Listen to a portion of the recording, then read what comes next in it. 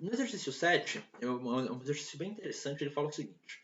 Um cilindro contendo 1 kg de hélio a 150 atm em equilíbrio térmico com o ambiente a 17 graus Celsius tem um pequeno vazamento através do qual o gás escapa para a atmosfera, até que o tanque se esvazia por completo do hélio.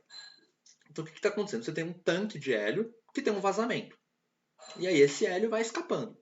Ele quer saber qual é a variação de entropia do hélio nesse processo, do gás nesse processo. O que está acontecendo? Inicialmente o gás estava preso e depois o gás não estava mais preso. Então ele quer que a gente compare essas duas situações e veja qual foi a variação de entropia. Né? A tendência é a entropia ter aumentado. Vamos ver se isso acontece. Bom, para a gente fazer isso, a gente tem que lembrar o seguinte. A entropia é uma função de estado. Tudo bem? Então a gente pode escolher um processo para calcular a sua variação. Por quê? Como ela é uma função de estado, a sua variação depende apenas da posição do ponto inicial e do ponto final. Não depende do processo que eu escolho para fazer a conta. Tudo bem? Então eu vou fazer o seguinte, eu vou escolher um processo isotérmico. No processo isotérmico, a variação da energia interna do gás ideal é nula. Isso significa que o calor é igual ao trabalho. Então, no lugar do dQ aqui, eu posso simplesmente usar o dW. E a gente sabe que o dW é PDV. Tudo bem? Mas P sobre T é NR sobre V, usando a relação do gás ideal. E aí eu escrevo que a variação de entropia infinitesimal é NR dV sobre V. Daí, eu simplesmente integro isso do volume inicial até o volume final e eu obtenho que a variação de entropia é NR ln do volume final sobre o volume inicial. Tudo bem? Então essa é a variação de entropia desse processo. Essa variação de entropia representa a variação de entropia de um processo isotérmico. Isso significa que o nosso processo é isotérmico? Não.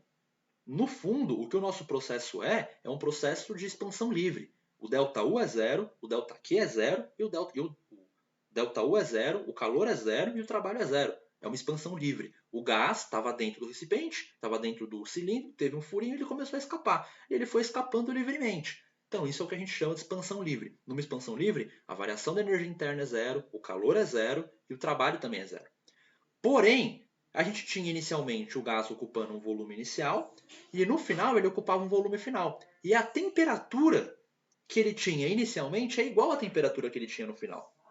Tudo bem? Como a temperatura inicial era igual à temperatura final, eu pude escolher um caminho isotérmico. Porque o caminho não importa, o que importa é simplesmente a situação inicial e final. E eu posso fazer isso porque a entropia é uma função de estado.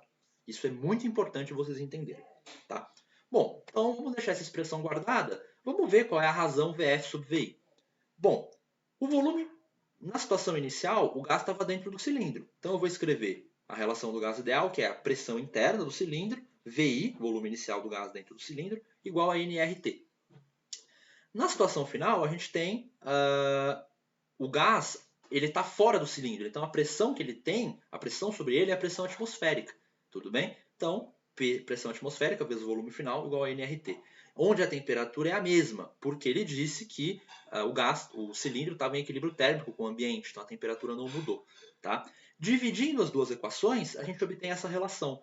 Volume final sobre o volume inicial é igual a pressão interna sobre a pressão externa, que é a pressão atmosférica.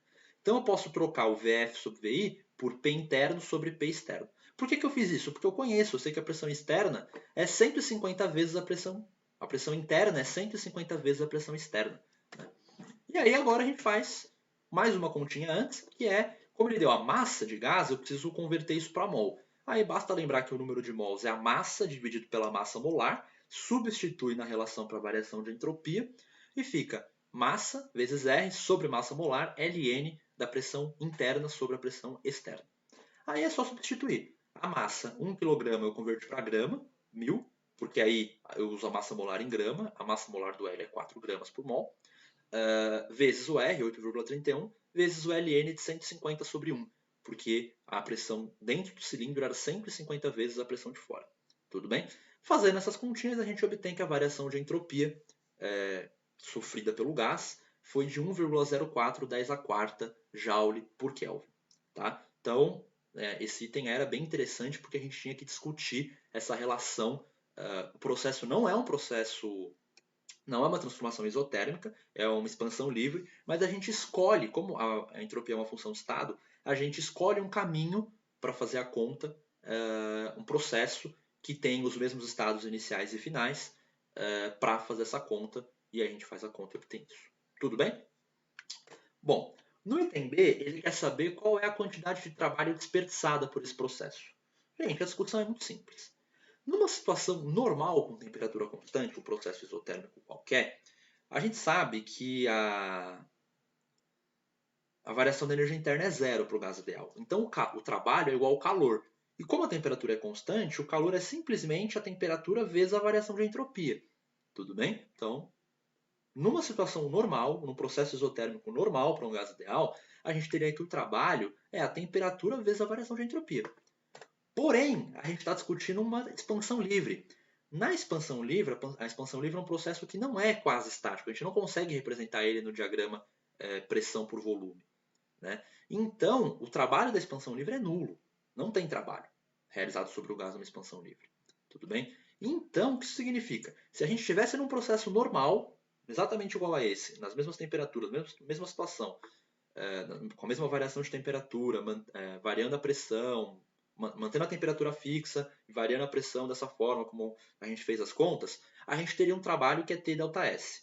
Só que na expansão livre, o trabalho é nulo. O que isso significa? Isso significa que tem um desperdício de trabalho.